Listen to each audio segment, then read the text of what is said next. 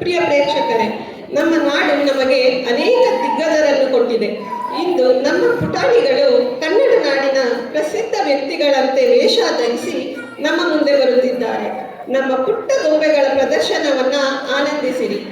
ಅಯ್ಯೋ cute sweet ಅಂತ ಹೇಳೋಕೆ ತಯಾರಾಗಿ ಅವರ ಹೆಜ್ಜೆ ಹೆಜ್ಜೆಗೂ ಚಪ್ಪಾಳೆಯೊಂದಿಗೆ ಪ್ರೋತ್ಸಾಹಿಸೋದನ್ನ ಮರಿಬೇಡಿ. Please, a big round of applause for these small kids. Your encouragement is very much required.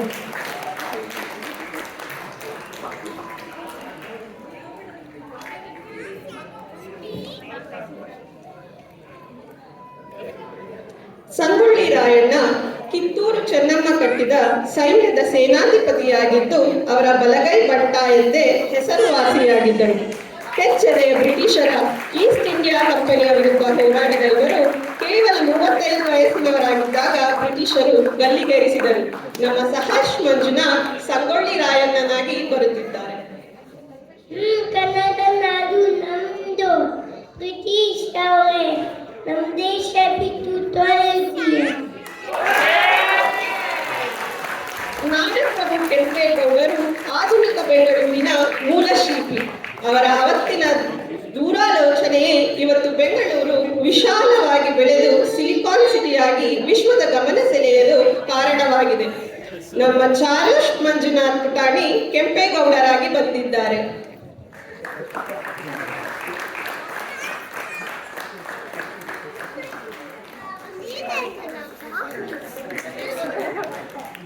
Chennamma ಅವರು ಕರ್ನಾಟಕದ ಕಿತ್ತೂರಿನ ರಾಣಿಯಾಗಿದ್ದು 1824ರಲ್ಲಿ ಬ್ರಿಟಿಷರ ಈಸ್ಟ್ ಇಂಡಿಯಾ ಕಂಪನಿ ವಿರುದ್ಧ ಸಶಸ್ತ್ರ ದಂಗೆಯನ್ನು ಮುನ್ನಡೆಸಿದರು. ಬ್ರಿಟಿಷರ ಆಳ್ವಿಕೆಯ ವಿರುದ್ಧ ಬಂಡಾಯವೆದ್ದ ಮೊದಲ ಮಹಿಳಾ ಆಡಳಿತಗಾರರಲ್ಲಿ ಒಬ್ಬರಾದ ಇವರ ರೂಪದಲ್ಲಿ ಬಂದಿದ್ದಾರೆ ಕುಮಾರಿ ಶ್ರಾವ್ಯ ಕುಲಕರ್ಣಿ.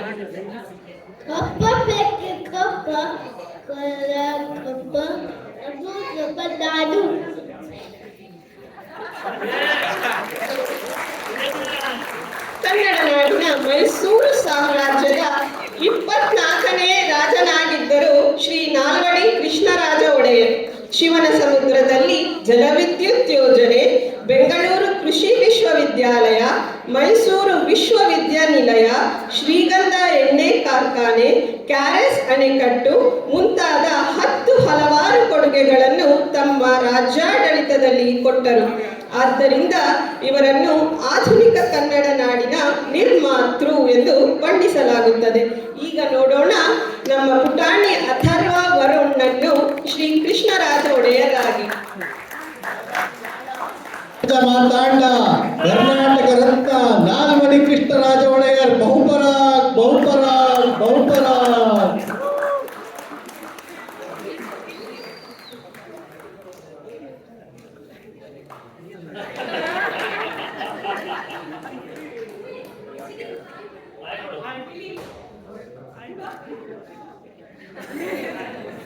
ಓಬವ್ವ 18ನೇ ಶತಮಾನದ ಚಿತ್ರದುರ್ಗದ ಕೋಟೆಯ ಪಾಳೇಗಾರನಾಗಿದ್ದ ಮದಕರಿ ನಾಯಕನ ಕೋಟೆಯ ಕಾವಲುಗಾರ ಕಹಳೆ ಮದ್ದ ಹನುಮಪ್ಪನ ಹೆಂಡತಿ. ಹೈದರಾಲಿಯು ದುರ್ಗದ ಮೇಲೆ ಹಠಾತ್ತಾಗಿ ಆಕ್ರಮಣ ಮಾಡಿದಾಗ ಓಬವ್ವೆಯು ತನ್ನ ಒನಕೆಯನ್ನು ಅಸ್ತ್ರವಾಗಿ ಇಟ್ಟುಕೊಂಡು 100 ಶಸ್ತ್ರ ಸೈನಿಕರನ್ನು ತನ್ನ ಒನಕೆಯಿಂದಲೇ ಕೊಂದು ಕೊನೆಯಲ್ಲಿ ಶತ್ರುವಿನ ಕತ್ತಿಗೆ ಬಲಿಯಾದರು. ಅಂದಿನಿಂದ ಅವರನ್ನು ಒನಕೆ ಓಬವ್ವ ಎಂದು ನೆನೆಯುತ್ತೇವೆ.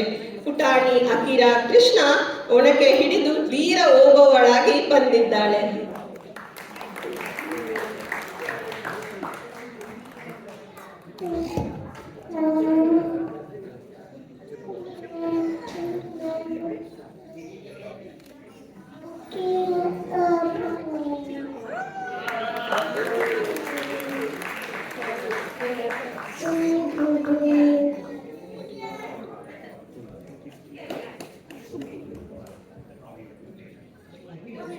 ವಿನಾಯಕ್ ಕೃಷ್ಣ ಗೋಕಾಕರು ಕನ್ನಡದಲ್ಲಿ ನವ್ಯ ಕಾವ್ಯ ಪ್ರವರ್ತಕರಾಗಿದ್ದು, ಇವರು ಭಾರತದ ಸಿಂಧು ರಶ್ಮಿ ಮಹಾಕಾವ್ಯಕ್ಕೆ ಜ್ಞಾನಪೀಠ ಪ್ರಶಸ್ತಿ ದೊರಕಿದೆ. ಇವರು ಅನೇಕ ಸರ್ಕಾರಿ ನಿಯೋಗಗಳ ನಾಯಕತ್ವವನ್ನು ವಹಿಸಿದ್ದಾರೆ. ಹಾಗೂ ಕನ್ನಡ ಪರ ಚಳುವಳಿಗಳಲ್ಲಿ ಭಾಗವಹಿಸಿ ಜನರನ್ನು ಎಚ್ಚರಿಸಿದ್ದಾರೆ. ಇದು ಗೋಕಾಕರ ಕನ್ನಡ ಪ್ರೀತಿಗೆ ನಿದರ್ಶನವಾಗಿದೆ. ಪುಟಾಣಿ ಜ್ಯೇಷ್ಠ ಶ್ಯಾಮ್ ಸುಂದರ್ ವಿಗ್ರಹ ಗೋಕಾಕರಾಗಿ ನಮ್ಮ ಮುಂದೆ ಬಂದಿದ್ದಾರೆ.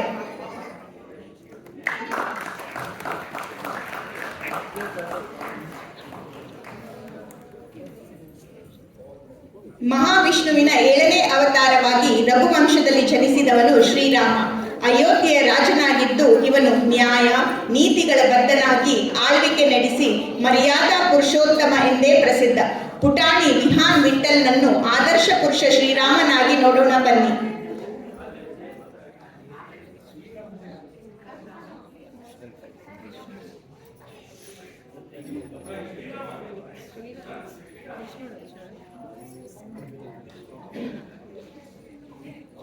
ವಿಹಾನ್ ವಿಠಲ್ ಬಂದಿಲ್ಲ ಅನ್ಸುತ್ತೆ, ಮಕ್ಕಳದ್ದು ನಾವೇನು ಮಾಡೋಕ್ಕಾಗಲ್ಲ.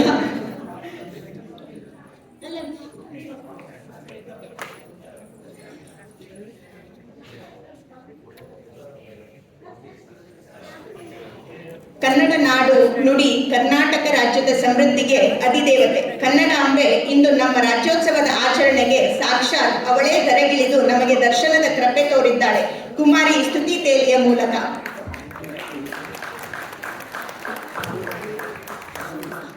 ಕನ್ನಡವೇ ಸತ್ಯ, ಕನ್ನಡವೇ ನಿತ್ಯ. ಜೈ ಕರ್ನಾಟಕ.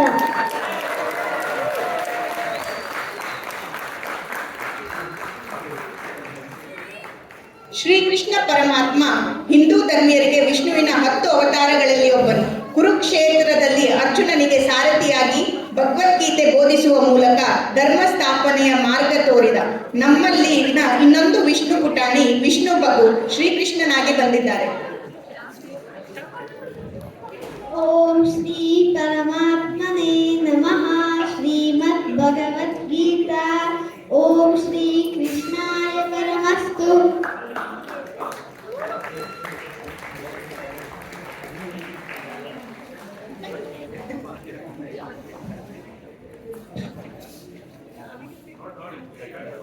ದೇಶದ ಗಡಿ ಕಾಯುವ, ದೇಶದ ರಕ್ಷಣೆಗೆ ಪ್ರಾಣವನ್ನೇ ತ್ಯಾಗ ಮಾಡುವ ವೀರ ನಮ್ಮ ಭಾರತದ ಸೈನಿಕ. ಇಂತಹ ಒಬ್ಬ ಸೈನಿಕ ಫೀಲ್ಡ್ ಮಾರ್ಷಲ್ ಕೊಂಡೋದರ ಮಾದಪ್ಪ ಕಾರಿಯಪ್ಪ. ಇವರ ರೂಪದಲ್ಲಿ ಪುಟಾಣಿ ದಕ್ಷ ಅಂಕಚಂದ್ರ Chandrashekhar.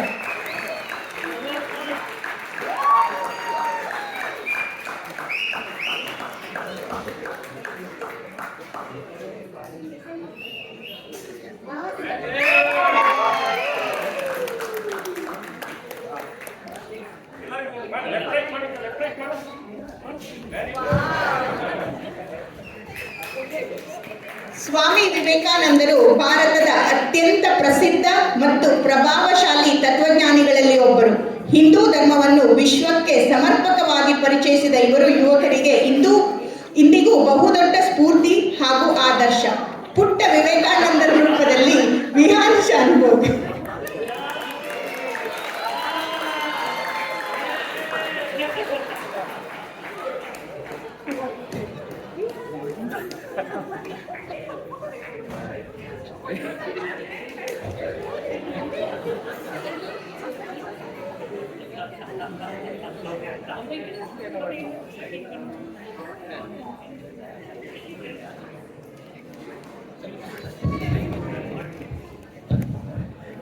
A big thank you to all Tiny Tots, their enthusiastic parents and their ever hardworking coordinators. They all have put up this beautiful show for us. You have made a grand opening to this program today. Once more, a big round of applause for all these Tiny Tots who have given their best today. And please remember, many of them are just 1.5 years old and this is their first stage performance.